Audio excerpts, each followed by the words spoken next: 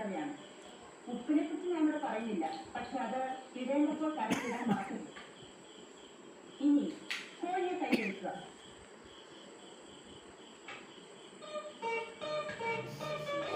ഇനി മെല്ലെ ശ്വാസം അടച്ചേക്ക് വലിക്കുക. കൈകൾ ഇരുവശത്തേക്ക് അടക്കുക. ശ്വാസം മെല്ലെ വിട്ടുകൊണ്ട് പൂർവ്വസ്ഥിതിയിലേക്ക് വരിക. എന്നിട്ട് കാലുകൾ ഇരുവശത്തേക്ക് അടക്കുക. കൈക്ക് മുകളിലേക്കും വീണ്ടും താഴേക്കും കൊണ്ടുവരിക. വീണ്ടും പൂർവ്വസ്ഥിതിയിലേക്ക് വരിക. കാലുകൾ രണ്ടും തറയിൽ ഉറപ്പിച്ച് ഉടനെ നിൽക്കുക. കൈകൾ മുന്നിലേക്കും പിന്നിലേക്കും കറക്കുക. അതുപോലെ തലയിൽ കഴുത്ത് ലൂസാക്കി കറക്കുക.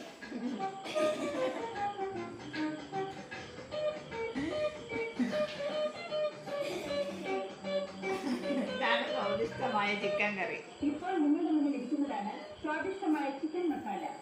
ഇത് വൃത്തിയായ പാത്രത്തിൽ സാലഡുകളോടൊപ്പം വിളമ്പുകൾ മാത്രം മതി. ഇന്നത്തെ പാചകലോകം ഇതോടെ അവസാനിക്കുന്നു.